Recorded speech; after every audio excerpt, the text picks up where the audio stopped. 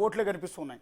ఎక్కడ చూసినా బోట్లే కనిపిస్తున్నాయి. ఎన్డీఆర్ఎఫ్ సిబ్బంది, సహాయం చేయడానికి వచ్చిన స్వచ్ఛంద సంస్థలు, చాలామంది మంచివాళ్ళు, ఇంకా లోకంలో మానవత్వం బతికే ఉందని అనేక ఎన్జిఓలు, అనేక ఆర్గనైజేషన్లు ఫుడ్ మెటీరియల్ తీసుకొచ్చి ఇళ్లల్లో ప్రిపేర్ చేసి, వాటర్ బాటిల్ని తీసుకొచ్చి మునిగిపోయిన ప్రాంతాల్లో రిస్క్ చేసి అక్కడికి వెళ్ళి వాళ్ళందరికీ పంచిపెట్టే ప్రయత్నాలు చేస్తున్నారు. సింగనగర్ ప్రాంతం అనేది విజయవాడ మొత్తం మీద అత్యధిక జనసాంద్రత ఉన్న ఏరియా, అత్యధికంగా జనాభా ఉన్న ఏరియా.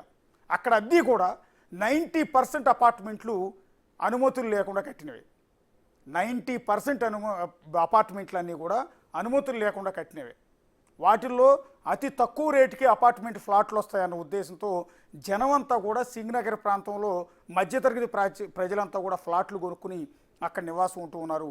ఇప్పుడు ఆ విధంగా నాలాలను ఆక్రమించి, బుడమేరును ఆక్రమించి ఇష్టారాజ్యంగా కట్టేసిన అపార్ట్మెంట్లు ఇళ్ల వల్ల వరద నీరు బయటకు వెళ్ళే అవకాశం లేక అదంతా స్ట్రక్ అయిపోయి అక్కడ ఫ్లాట్లు కొనుగోలు చేసిన ప్రజలంతా ఈ రకంగా నరకం అనుభవిస్తూ ఉన్నారు. ఇప్పుడు హైదరాబాదులో సీఎం రేవంత్ రెడ్డి హైడ్రాని ఎందుకు అమలు చేస్తూ ఉన్నారు, ఎందుకు చెరువులను ఆక్రమించి ఇష్టారాజ్యంగా కట్టేసిన చోట వాటిని తొలగిస్తూ ఉన్నారు ఆ భవనాలని అనేది ఇప్పుడు విజయవాడలో ఆ సిచ్యువేషన్ చూస్తే మీకు అర్థమవుతుంది.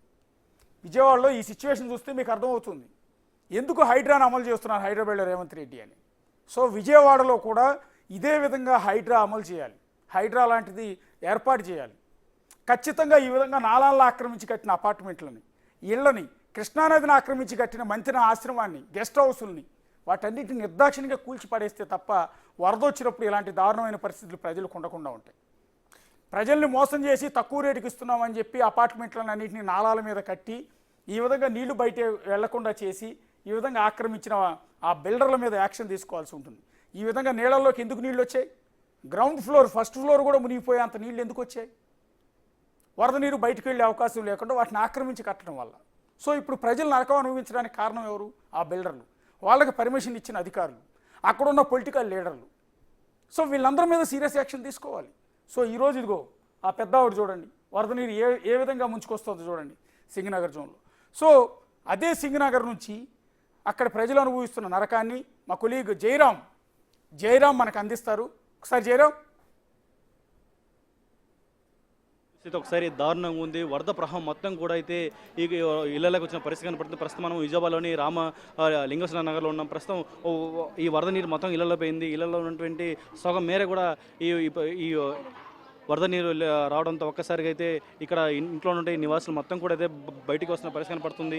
ఒకసారి ఇక్కడ స్థానికులు ఉన్నారు, వాళ్ళు ఎటువంటి ఇబ్బంది పడుతున్నారు ఏంటి అని కూడా ఒకసారి తెలుస్తున్నాం. సార్ చెప్పండి, ఇబ్బంది మీరు ఎప్పటి నుంచి పడుతున్నారంటే? మేము ఇబ్బంది పొద్దు నుంచి పడుతున్నాం సార్. అది మేము అనుకోకుండా ఎగ్జాక్ట్గా ఒక హాఫ్ అన్ అవర్లో మొత్తం ఇదైపోయింది సార్ ఇక్కడంతా. మేము ప్రభుత్వం సాయం చేసి ఏదన్నా ఇచ్చేస్తే చాలా మంది ఇళ్లలోనే ఉండిపోయారు, ఎవరికి వాళ్ళు రాలేకపోయారు బయటికి. వాళ్ళని ఏమన్నా ఇచ్చేసి శుభ్రంగా ప్రభుత్వం సహకరిస్తే ప్రభుత్వం ద్వారా మేము ఏమైనా ఇది పొందుతాం. ఇక్కడ ఎన్ని నివాసాలు ఉంటారు ఏంటి?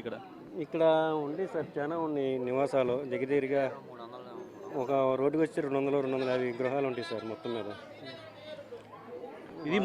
ఇది మొత్తానికి మనం ఒకసారి చూడొచ్చు, ఒక ఇంట్లో పరిస్థితి చూడొచ్చు. ఇప్పుడే ఆ వాటర్ మొత్తం కూడా అయితే సగం మేర అయితే వెళ్ళిపోయిన పరిస్థితి కనపడుతుంది. ప్రస్తుతం అయితే ఇక్కడ కొంతమంది ఇంట్లో నుండి ఆ నివాసిస్తులు ప్రస్తుతం ఇంట్లోకి వెళ్ళి సామాన్లు బయటికి తెస్తున్న పరిస్థితి కనపడుతుంది. ఒకసారి ఇక్కడ స్థానికులతో మరికొంతమంది ఉన్నారు, వాళ్ళతో మాట ప్రయత్నిద్దాం. చెప్పండి భయ, ఎట్లా ఉంది ఇక్కడ పరిస్థితి? చాలా దారుణంగా ఉందన్న ఈ సంవత్సరం మాత్రం. ప్రతి సంవత్సరం అలాగే వస్తుంది కానీ ఈ సంవత్సరం మరీ అనుకోకుండానే నీళ్ళు వచ్చేసినాయి, తెల్లారికి వచ్చేసినాయి అన్న. చాలా ఇబ్బంది పడుతున్నాం సామాన్లు తీసుకుంటా కన్నా ఏం తీసుకోవడా కన్నా కానీ. అది అందులోనూ డ్రైనేజ్ వాటరు గోడ కట్టినా కానీ అసలు ఉపయోగం లేకుండా పోతుందన్న ఫస్ట్ థింగ్.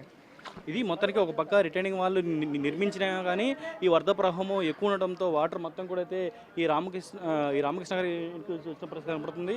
ప్రస్తుతం ఒక ఇంట్లో పరిస్థితి అయితే మరీ దారుణంగా ఉంది. మొత్తం ఒక ఇంట్లోకి వాటర్ మొత్తం కూడా అయితే 5 అడుగుల మేర వాటర్ వచ్చేసింది. ప్రస్తుతం మనం చూడొచ్చు ఈ ఇంట్లోంటి వస్తువులు మొత్తం కూడా బయటికి తీసుకొస్తున్న ఆ విజువల్స్ కూడా మనం ఒకసారి చూస్తున్నాం. ఇది మొత్తానికి ఒక పక్క చూసినట్లయితే విజయవాడలోని చాలా కాలనీలు మొత్తం కూడా అయితే ఈ వరద ప్రవాహంలో చిక్కుని అయితే స్థానికులు అయితే బిక్కు అంటున్నారు. ఇది మొత్తానికి విజయవాడలోని రామలింగేశ్వరం నగర్లో అయితే పరిస్థితి ఒకసారి చూసినట్టయితే చాలా ఇటు ఆందోళనకరంగా ఉంది. ఇక్కడ ఉన్నట్టు కనీసం ఒక 100 ఇళ్ల మేర మొత్తం కూడా అయితే ఈ వాటర్లో మునిగిపోయాయి. ఈ నేపథ్యంలో కూడా అయితే ఇక్కడ స్థానికులు చాలా ఆందోళన వ్యక్తం చేస్తున్నారు. ఇక్కడికి ఏ అధికారి రాలేదు, తమ గోడును పట్టించుకోలేదని కూడా అయితే ఒక పక్క అయితే ఇక్కడ స్థానికులు అయితే ఆగ్రహం వ్యక్తం చేసిన పరిస్థితి కనపడుతుంది. సుమారుగా మనం చూసినట్టే ఏ ఇల్లు చూసినా చూంటే ఇక్కడ 6 అడుగుల మేర అయితే ఈ వాటర్ వచ్చేసింది ఇంటిలోకి.